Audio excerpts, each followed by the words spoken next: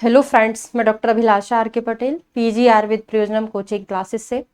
आज की क्लास में हम क्रियाशारी लेक्चर की सीरीज को ही कंटिन्यू करने वाले हैं।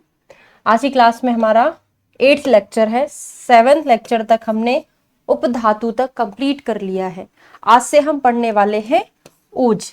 आज की क्लास में ओज का जो टॉपिक है पूरा कंप्लीट करेंगे। बहुत इंपॉर्टेंट है, कई आचार्य के अनुसार यहाँ से क्वेश्चन पूछे जाते हैं, ध्यान से सुनिएगा। चलिए शुरू करते हैं।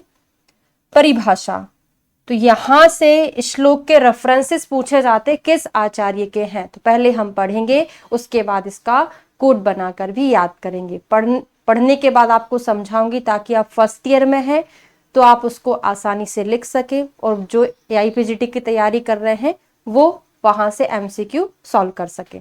ठीक है, चलिए। चरक का श्लोक है, प्रथम जायते ओजा शरीरे अस्मिन शरीरिणाम। चरक जी ने बोला कि जो ओज होता है वो क्या होता है, प्रथम जायते, पहले बनता है ना, सबसे पहले ओज बनता है। ये किसने बोला है, चरक जी ने बोला है। सुश्रुत जी ने क्या बोला, रसादि नाम शुक्रांता नाम धातु नाम यत परम तेजस तत् खल वोजा तदेव बलम उच्यते। सुश्रुत जी ने बोला है कि रसादि नाम शुक्र, रसादि धातुएं शुक्र पर्यंत धातुएं बनकर, रस रक्त आदि जो धातु है, रस रक्त मांस में अस्थि मज्जा शुक्र, ये उत्तरोत्तर सभी धातुएं बनती है। उसके बाद क्या बनता है, ओज बनता है, और ओज को ही क्या बोला जाता है, बल बोला जाता है। ये सुश्रुत जी ने बोला। अष्टांग हृदय का क्या है, ओजस्तु तेजो धातु नाम शुक्रांतानाम परस्तरम, वही शुक्र के अंत में बनने वाला जो होता है वो क्या कहलाता है, ओज कहलाता है। ठीक है, सभी आचार्य के अकॉर्डिंग हमने देख लिया। एग्जाम में रेफरेंस कैसे याद रखेंगे आप, चरक संहिता हमेशा हम फर्स्ट नंबर पे पढ़ते हैं। ठीक है, तो इनके श्लोक में क्या है, प्रथम जायते ही ओजा, प्रथम वाला श्लोक चरक का है। और सुश्रुत जी ने रस से लेके शुक्र धातु मतलब सप्त धातु बता दी है ना, याद रहेगा। सा से सप्त किसने बताया है, सुश्रुत जी ने बताया, रस से लेके शुक्र धातु, और ओज को बल भी बोला है। अष्टांग हृदय क्या होते हैं, अष्टांग हृदय क्या होते हैं, नए वाले होते हैं ना, नए जमाने के हैं। तो नए जमाने के लोग जो है तेज तेज चलते हैं, तेज सुनते हैं, तेज तेज काम करते हैं। तो तेज वाला जो श्लोक है अष्टांग हृदय का है। तीनों रेफरेंस आपको याद हो गए। चलिए आगे बढ़े। ओज संबंधी मत मतांतर है, रस रसश्चोजा संख्यात, केवल श्लोक बस देख लीजिएगा। अब गर्भ रस, यत सारा मादो गर्भस यत तद गर्भ रसाद्रसा सर्व संवर्तमानम हृदय समावेशति यत्पुरा। इतना याद रखेंगे। गर्भ रसाद्रस किसको बोला है, गर्भ रसाद्रजा पूछा जाता है, किसके लिए टर्म आया है, तो ये याद नहीं रह पाता है ना, ऐसा लगता है किसी और चीज के लिए है, जबकि किसके लिए आया है, ओज के लिए आया है, रक्त के लिए नहीं है। और ये कहाँ रहता है, हृदय में रहता है, ऐसा चरक जी बोले हैं। प्राकृतिक श्लेष्मा, प्राकृतिक कास्तु बलम श्लेष्मा विकृतो मलम उच्चते। कफ के बारे में अगर हम बात करें तो ये प्राकृतिक अवस्था में बल कहलाता है, विकृत अवस्था में मल कहलाता है। साचैव ओजा स्मृता काये साचा पापमा उपदिश्यते। ऐसे ही ओज के संदर्भ में है। ओज क्या कहलाता है, प्राकृतिक अवस्था में या नॉर्मल ओज को किसकी संज्ञा दी है, बल की संज्ञा दी है, केवल इतना याद रखो। ठीक है, और पापमा किसको बोलते हैं, विकृत कफ को, विकृत कफ को क्या बोलते हैं, मल भी बोलते हैं और पापमा भी बोलते हैं। ये दोनों पॉइंट आपको अच्छे से याद रखना, यहां से क्वेश्चन पूछा जाता है। तो विकृत कफ को पापमा भी बोला है, मल भी बोला है। और पापमा किस किस को बोला जाता है वो भी आपको याद करना है। तो ज्वर के लिए बोला है, ज्वर का पर्याय होता है पापमा। और क्या होता है, आचार्य सुश्रुत के अनुसार वैष्णवी निद्रा को भी उन्होंने पापमा टर्म दिया हुआ है, वैष्णवी निद्रा। ठीक है, ओज को बल है, विकृत कफ को दो नामों से जाना जाता है, मल भी बोलते हैं, पापमा भी बोलते हैं। ठीक है, और प्राकृतिक कफ को बल भी। अब यहाँ पर क्वेश्चन क्या पूछा जा सकता है, बल किस किस को बोलते हैं, तो ओज को भी बोला है बल, और प्राकृतिक श्लेष्मा या उसी को कफ बोलते, इसको भी बल बोला गया है। ठीक है, चक्रपाणी ने अष्टम धातु बोला है ओज को। तो इसके पहले हमने एक और लेक्चर पढ़ा था, उसमें बताया था आपको कि भाव प्रकाश ने अष्टम धातु किसको बोला है, आर्तव को। याद कैसे किए थे कि प्रकाश आता जाता रहता है, ऐसे आर्तव हर महीने आता जाता रहता है, ठीक है। और चक्रपाणी ने ओज को अष्टम धातु याद किए थे, रस से लेकर रक्त पर्यंत धातु बन रही है, उसके बाद ओज बन रहा है, ये चक्र हमेशा चलता रहता है, तो चक्रपाणी ने बोला। अष्टांग हृदय ने क्या बोला, शुक्र का मल बोला। कैसे याद रखोगे, अष्टांग हृदय, हृदय कैसा होता है, मल रहित होता है, हृदय कैसा होना चाहिए, मल रहित, तो इन्होंने शुक्र का मल ही बोल दिया, ठीक है। शारंगधर ने उपधातु बोला है, वो कैसे याद रहेगा आपको, सैम पैड कैश रूपी ओज, सबसे लास्ट में हमने ओज पढ़ा, ओज जो उपधातु है वो शारंगधर की है, वो उपधातु का एक कोड से आपको याद हो जाएगा। भाव प्रकाश जी ने क्या बोला है, सर्व धातु नाम स्नेहम ओज घृतम इव, सभी धातुओं का स्नेह स्वरूप जो होता है ओज होता है घृत के जैसा। देखिए भाव प्रकाश मतलब लाइट, लाइट के उजाले में या सूर्य के प्रकाश में हमारी सारी धातुओं से पिघलकर स्नेह निकल जाता है, तो ये कोड बन जाएगा सर्व धातु का स्नेह।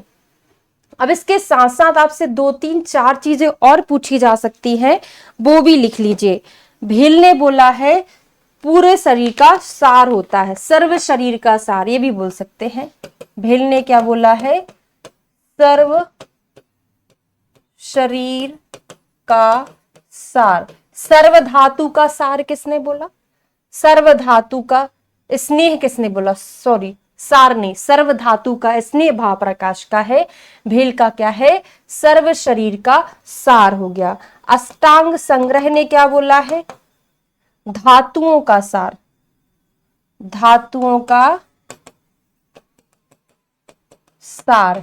यहां पर सर्व धातु भी लिखा रहता है कभी कभी, है ना, सर्व धातु का सार बोले तो संग्रह, तो सार संग्रह याद कर लेना, सार संग्रह याद कर लिए, है ना। संग्रह ने सार बोला है, जबकि भाव प्रकाश ने सभी धातु का स्नेह बोला है, ठीक है।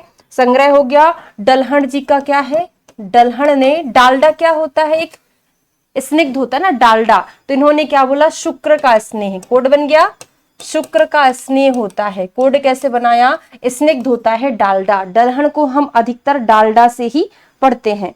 काश्यप ने क्या बोला है, काश्यप ने ओज को पंचरस बोला है, ओज को पंचरस। देखिए काश्यप ने हमेशा एक ना एक चीज ऐड कर दी, आयुर्वेद को पंचम वेद बोला, फिर हृदय को पंचकोश नाम से बोला, ऐसे करके कुछ एक एक्स्ट्रा चीज ही ऐड करते हैं, तो इन्होंने पंचरस बोल दिया है, ठीक है। चलिए आगे बढ़े। डलहन जी ने जीव शोणित, अब यहां पर फिर क्वेश्चन आता है, जीव शोणित किसके लिए टर्म आया है, हमको क्या लगता है रक्त के लिए आया होगा, जीव शोणित ओज के लिए आया है। तत्रांतरे तु ओजा शब्दे रसो अस्ति उच्यते जीव शोणितमपि ओजः शब्दे नामनन्ति, क्या है, जीव शोणित ओज के लिए है, और जीव किसके लिए आता है।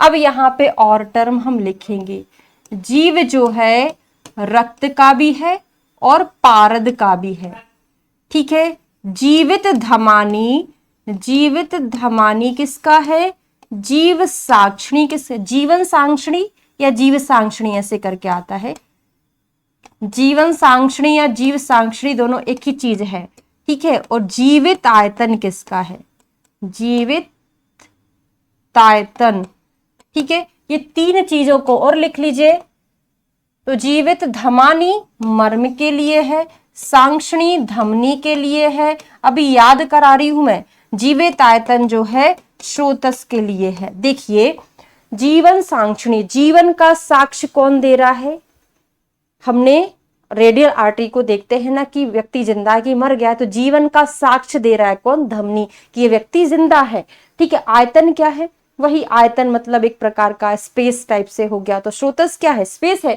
एक बचा आपका धमानी, धमानी को हमको क्या लगता है धमानी ना ध्वनि होगी, ऐसा नहीं है, धमानी क्या है, मर्म है। अगर आप इस तरीके से पढ़ोगे, वीएमएस फर्स्ट ईयर वाले जो केवल वीएमएस में लिखना है, अगर वो ऐसी चीजें भी लिखेंगे उनको अच्छे नंबर मिलेंगे। और दूसरी बात, अगर आप इस तरीके से ऑब्जेक्टिव पढ़ेंगे, सारी चीजों का संग्रह करके चलेंगे, तो आप बहुत अच्छे से चीजों को याद रख सकते हो, ठीक है। चले आगे बढ़े। उत्पत्ति, तो एक प्रकार की, अभी तक तो ये पूछा नहीं गया है लेकिन पूछा जा सकता है, भ्रमर वाला जो एग्जाम्पल है किसके लिए आया हुआ है। तो जिस प्रकार भौरे फल एवं पुष्पों से मधु एकत्रित करते, उसी तरह शरीर में धातु अग्नि अपने गुण कर्मों के द्वारा धातुओं से ओज को एकत्रित करती है। अब ओज का स्वरूप देखते हैं। अभी तक हमने जो पढ़ा और आगे जाके भी पढ़ने वाले हैं वो पूरे शरीरस्थ ओज के बारे में पढ़ने वाले हैं। केवल एक पॉइंट ऐसा है जो गर्भस्थ ओज को बता रहा है ना, केवल ये पॉइंट हम गर्भस्थ ओज के बारे में पढ़ेंगे, बाकी सारा शरीरस्थ ओज है। तो वर्ण कैसा होता है, सर्पी वर्ण, मधुर रस, लाजा गंधी प्रजायते, चरक सूत्र स्थान के 17वें नंबर के चैप्टर में कियंता शीर्षी अध्याय में ओज का वर्णन है। ठीक है, गर्भस्थ ओज का वर्ण कैसा है, सर्पी के समान, रस कैसा है, मधु के समान, गंध कैसी है, लाजा के समान। याद कर लेते कोड बना के। देखो एक रस होता है ना, मधुर रस होता है ना, मधुर रस। तो हमने रस पढ़ लिया कैसा है, मधु के समान है। रा को हटा देना तो कोड बन गया मधुर रस। वर्ण कैसा रहेगा, सर्पी कैसा होता है, पीले पीले से कलर का होता है, तो पीले कलर का ओज है सर्पी वर्ण। और गंध में आपको समझ ही आ जाएगा, लाजा गंधी, लाजा की गंध होती है। ठीक है, आगे जाते हैं, हृदयस्थ ओज। अब ये हृदय में स्थित ओज के बारे में बात कर रहे हैं।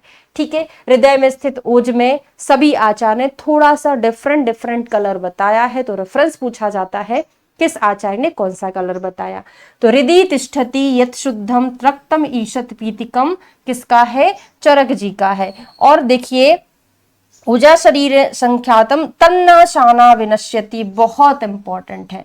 तन्ना शाना विनश्यति याद कैसे रखोगे, ओज क्या है, हमारे शरीर का व्याधि क्षमत्व है, इम्यूनिटी है। अगर इसका नाश हो गया तो हमारे शरीर का विनाश हो सकता है। तो विनश्यति, तन्ना शाना विनश्यति किसका है, ओज का है। और तनस्तेनेव च स्थिति किसमें आता है, तनुस्तेनेव च स्थिति जो है रक्त में आता है ना, शुद्ध रक्त के श्लोक में आता है। ठीक है, तो आप याद रख सकते हैं कि रक्त में हम स्थिति देखते हैं, किसकी देखते हैं, हीमोग्लोबिन की देखते हैं, कितने % हीमोग्लोबिन है। तो स्थिति वाला जो श्लोक है रक्त का है। ठीक है, अब यहाँ पर हमको अलग अलग आचार्य का पढ़ना है। तो चरक जी ने रक्तम ईशत पीतिकम बोला है। बाघ भट्ट ने इधर उधर की बात करते हैं ना, बाघ भट्ट हमेशा इधर उधर की देखना। आप द्रव्य गुण में भी आप पढ़ेंगे इत्थमता, ऐसे ना ही सर, याद ही नहीं आ रहा, ना ही जगत किंचिम उपलब्धते, संसार में ऐसी कोई द्रव्य पेड़ पौधे नहीं है जो द्रव्य औषधि ना हो, ऐसे करके जो श्लोक आते ना, चरक का, सुश्रुत का और बाघ भट्ट का इत्थम करके आता है, तो ई वाला ही आता है। तो यहाँ पर भी ई वाला याद कर लेना, ईशत। और रक्त का मतलब ही लोहित होता है, तो इन्होंने रक्तम ईशत पीतिकम बोल दिया, इन्होंने लोहित बोल दिया, नाम चेंज बस कर दिया। ठीक है, चक्रपाणी ने क्या बोला, श्वेत वर्ण बोला। सुश्रुत जी ने शुक्ल पीत बोला, सु वाली मात्रा से याद कर लेना, सुश्रुत और शुक्ल पीत। काश्यप ने आश्याप, काश्यप बच्चों के डॉक्टर, बच्चे बोले कि जब बच्चे डिलीवर होते हैं तो काले थोड़ी ना होते, सभी गोरे होते, तो काले नहीं होते, मतलब आश्याप। और रक्तम पीतिकम तो सेम रहेगा। ठीक है, डलहन किसके टीकाकार हैं, सुश्रुत के हैं। और चरक के टीकाकार कौन है, चक्रपाणी। तो टीकाकारों ने कलरफुल बता दिया, चरक के टीकाकार ने श्वेत वर्ण बता दिया, और सुश्रुत के टीकाकार ने श्वेत तो बताया ही बताया, साथ में तेल और शौद्र भी बता दिया। ठीक है, उन्होंने 2-3 कलर जोड़ दिए। अब आते हैं भेद। तो हमने आपको पहले भी बता के आए हैं कि चक्रपाणी ने क्रिया शारीर में अधिकतर के 2-2 भेद कर दिए। और आपसे क्वेश्चन पूछा जा सकता है कि ओज के पर अपर भेद किसने बताए हैं, तो आचार्य चक्रपाणी ने। चरक ने तो ओनली पर ओज ही बताया है, सुश्रुत ने पर ओज ही बताया है, लेकिन जो डिवीजन है वो किसका है, चक्रपाणी का है। तो अपर ओज जो है सर्व शरीर में रहता है, और अर्धंजलि इसका प्रमाण है, कफज स्वरूप वाला है। देखिए समझने की कोशिश कीजिए, अपर ओज क्या है, सारे शरीर में रहता है। थोड़ा सेंटेंस भी बड़ा है, सर्व शरीर भी बड़ा है, और उसका प्रमाण भी ज्यादा रहेगा। कोड बन गया ना, अपर पूरे शरीर में रहेगा तो ज्यादा क्वांटिटी में लगेगा, तो अर्धंजलि होना चाहिए। और कैसा होगा, कफ के स्वरूप वाला होगा। पर वो छोटा सा है, हृदय छोटा सा है। हृदय में कितने चैम्बर होते, 4 चैम्बर। 4 का गुणा कर लेना 2 में, तो कितना हो जाएगा, 8 हो जाएगा। तो अष्ट बिंदु, हृदय इतना छोटा सा है, 8 बिंदु में काम चल जाएगा। और आपको पता है एक साधक पित्त होता है जिसका स्थान क्या होता है? हृदय। तो आपको वैसे याद रहेगा कि जो हृदय में रहने वाला ओज है वो पित्तज स्वरूप वाला होता है। ठीक है। और आपने कुछ ऐसी व्याधियां पढ़ी है ना, गमछा करके पढ़ा होगा, गमछा, ग्रहणी, मधुमेह, क्षतक्षीण, ऐसे करके आपने एक कोड पढ़ा होगा जिसमें ओज का क्षय होता है। उनमें कौन सी ओज का क्षय होता है? अपर ओज का होता है, पर ओज का नहीं होता, क्योंकि अगर पर ओज का क्षय होगा तो व्यक्ति मर सकता है, क्योंकि उसमें हृदय उसी के बल पे तो जीवित रहता है ना। तो अपर ओज का क्षय होता है उसमें। आचार्य डनहर ने वर्ण के आधार पर 3 भेद बताए, जो कि अभी हमने पढ़ लिया है, श्वेत, तेल और शौद्र। ओज का स्थान बहुत ज्यादा पूछा गया क्वेश्चन है। किस आचार्य ने ओज के 12 स्थान बताए हैं? तो भेल ने बताए हैं। कौन कौन है इसमें?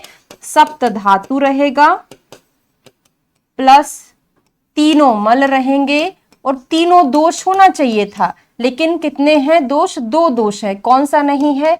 वात नहीं है। तो रस, रक्त, मांस में अस्थि, मज्जा, शुक्र, मूत्र, पुरीश, स्वेद, और वात ना हो के पित्त और कफ, ऐसे करके 12 स्थान इन्होंने बताए हैं। सर्वदेहा, देहा सावयव व्याप्तो भवति देहिनाम, हाँ, शीर्यन्ते शरीराणि शरीरिणाम। इसको पढ़ के ऐसा लगता है कि शुक्र के लिए है, लेकिन ये किसके लिए है? ओज के लिए है। क्योंकि देखिए हमारी बॉडी की इम्यूनिटी है, अगर ये इम्यूनिटी क्या होगा? कमजोर हो जाएगी, तो हमारा शरीर भी कैसा हो जाएगा? धीरे धीरे उसका क्षरण होने लगेगा। तो शीर्यन्ते शरीराणि शरीरिणाम ओज के लिए आया है। ठीक है। हृदयम, अब ये भी चरक का श्लोक है, सूत्र स्थान का, जो कि अभी हमने आपको पहले बताया था कि हृदय में पर ओज का स्थान है। ये चरक ने बताया, उनके टीकाकार ने पर अपर दोनों का डिवीजन बताया। ठीक है। तो तत्परस्य ओजा स्थानम तत्र चैतन्य संग्रह, पर ओज का स्थान हृदय है। आगे बढ़ते हैं। ओज के 10 गुण।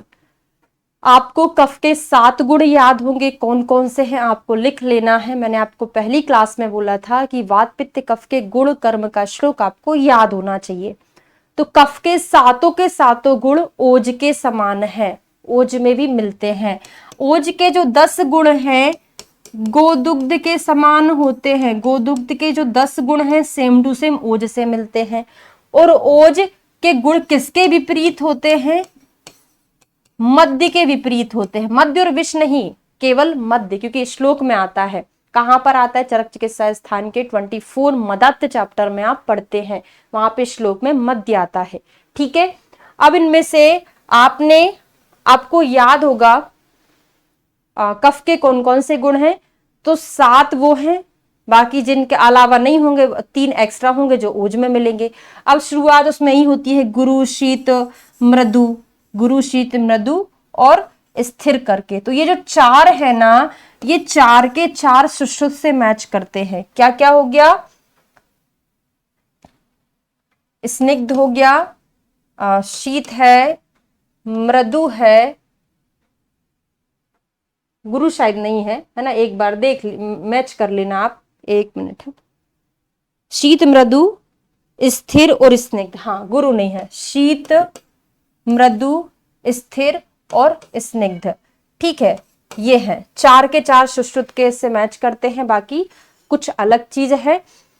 तो यहां पे एक कोड और लिख लो, शुविम। शुविम सुश्रुत ने चरक से कुछ अलग टाइप से बताया है, सुबिम करके। शु फॉर हो जाएगा शुक्ल, वी फॉर हो जाएगा विविक्त, विविक्त सही स्पेलिंग लिखना, एम फॉर हो जाएगा मृष्ण।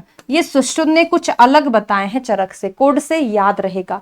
अब देखिए जब हमने आपको कफ पढ़ाया था तो वहां पर बाघ भट्ट जी ने कफ का गुण भी बताया। तो मृष्ण किस किस का गुण है? ओज का भी गुण है, कफ का भी गुण है। कफ का गुण किसने बताया था? बाघ भट्ट ने बताया था। और एक और क्वेश्चन पूछा जाता है, ओज का श्रेष्ठ गुण क्या है? ओज का श्रेष्ठ गुण जो होता है वो विविक्त होता है। ओज के कार्य क्या होते हैं? सर्वचेष्टा स्वप्रतिघाता। ये वाला क्वेश्चन बहुत ज्यादा कंफ्यूज करता है। किससे? वायु से और मन से। आयुषो अनुवृत्ति प्रत्यय भूतो करके आता है, वो वायु के लिए आता है। चेष्टा प्रत्यय भूतो इंद्रियाणाम जो आता है वो किसके लिए आता है? मन के लिए आता है। ठीक है, ऐसे करके श्लोक चेष्टा चेष्टा जो लगता है हमको कि किसका होगा, सर्वाही चेष्टा वातेंसा प्राणा प्राणी नाम स्मृता चरक सूत्र 17 का रेफरेंस है, तो वहां पर भी हमको लगता है कि चेष्टा वाला जो है ना वायु का होगा, नहीं है, किसका है, ओज का है। ठीक है, अब ओज की विकृतियां और बल विकृतियां पढ़ते वैसे सेम है ओज और बल की विकृति, बस एक चीज का अंतर है, वो मार्क करा देंगे। ठीक है, यहां से बहुत क्वेश्चन बनता है। पहले तो सिंपल क्वेश्चन बनता है, कौन सा अभी बताने वाली हूं, ओज के क्षय के कारण कितने हैं, 7 है, पढ़ के समझ में आ जाएगा। हाँ, निम्न में से कौन सी ओज की विकृति के अंतर्गत नहीं आता। अगर आपने प्रीवियस ईयर के क्वेश्चन पेपर सॉल्व किए होंगे, वहां पे ये कई बार आया है, ऑप्शन में रहेगा विस्रंस, व्यापद, क्षय, प्रमोह, जो भी है, मतलब 3 आपको याद होना चाहिए, विस्रंस, व्यापद और क्षय, 3 विकृति होती है। विस्रंस का मीनिंग क्या होता है, अपने स्थान से हट जाना, है ना, च्यवन हो जाना। विस्रंस मतलब होता है च्यवन, हट जाना। ठीक है, व्यापद मतलब यहाँ पे क्या है, रोग है, और क्षय मतलब क्या होता है, उसकी मात्रा में कमी। व्यापद में क्या हो सकता है, इसके गुण जो है कम हो गए हैं, शुक्र के जो गुण हैं वो कैसे हो गए हैं, कम हो गए हैं, तो रोग उत्पन्न होगा। ठीक है, यहाँ पे क्या है, कोई भी चीज का ओज का क्षय हो गया है, तो क्षय में हमको कौन कौन सी चीजें मिलेंगी, समझ लिया। अब आपको कोड से याद कराने वाली हूँ। विस्रंस मतलब अपने स्थान से खिसक गया। जैसे एक कॉलेज का प्रिंसिपल है, जब तक वो कॉलेज में रहते हैं तब तक कॉलेज के सारे टीचर्स अपना अपना काम बहुत अच्छे से करते हैं, वर्कर अपना काम अच्छे से करते हैं, लेकिन वही प्रिंसिपल कहीं और चले जाएं थोड़ी देर के लिए, तो क्या होगा, संधि विश्लेषो। विस्रंस का मतलब ही विश्लेषण होता है। संधि मतलब जो आपस में लोग अच्छे से काम कर रहे थे उनमें विश्लेषण हो गया, इधर उधर दौड़ने भागने लगे। गात्राणाम सदनम, कोई बोलता है कि यार थोड़ा सा लेट लेता हूं, मैं सो लेता हूं, प्रिंसिपल नहीं है, मेरे हाथ पैर में बड़ा दर्द हो रहा है, थोड़ा सा आराम कर लेता हूं। दोष च्यवन, दो च्यवन च्यवन वाले आ, जिससे हमको स्पष्ट समझ में आ रहा है कि विस्रंस का है एक विश्लेषण और एक च्यवन। ठीक है, क्रिया सन्निरोधश, और क्रियाएं कैसी होती हैं, रुक जाती हैं, है ना। असन्निरोधश भले ही आया है लेकिन इसका मतलब वही है कि सन्निरोध मतलब रुक जाना, सन्निरोध मतलब रुकना, असन्निरोध मतलब क्या हो जाता है, नहीं रुकती है, लेकिन इसका मतलब वही है। ठीक है, तो क्रियाएं कैसी होती है, रुक जाती है। क्लियर है। अब आते हैं व्यापद। व्यापद में रोग रहेंगे, हम तो आपको 6 पढ़ा देते हैं, ये पढ़ा दिया, ये पढ़ा दिया, बाकी का बचेगा तो व्यापद रहेगा। इसका कोड क्या है, M4 प्रलाप।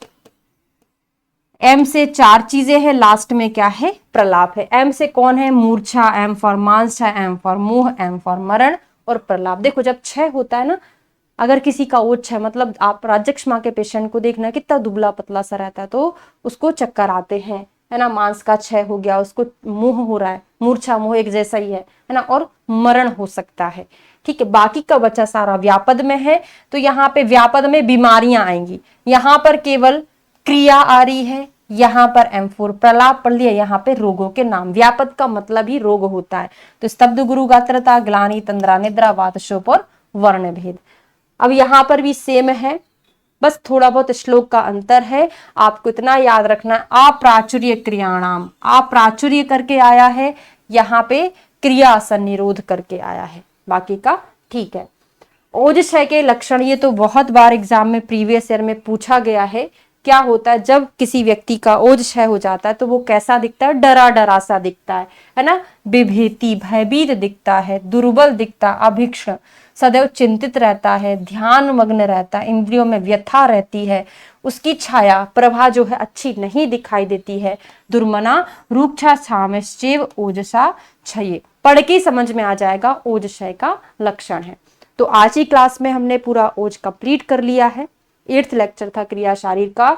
उसके बाद से हम क्या पढ़ने वाले हैं, धातुओं के मल पढ़ने वाले हैं अलग अलग आचार्य के अनुसार, है ना। उसका अंजलि प्रमाण पढ़ेंगे और उसके बाद उनका डिटेल पढ़ेंगे, है ना।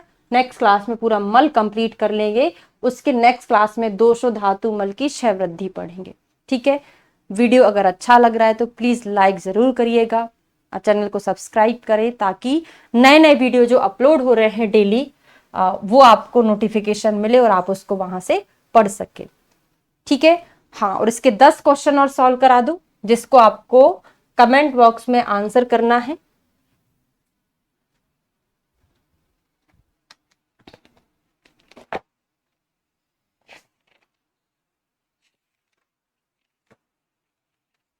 ओजस्तु तेजो धातु नाम किसका रेफरेंस है? पहला क्वेश्चन है हमारा, ओजस्तु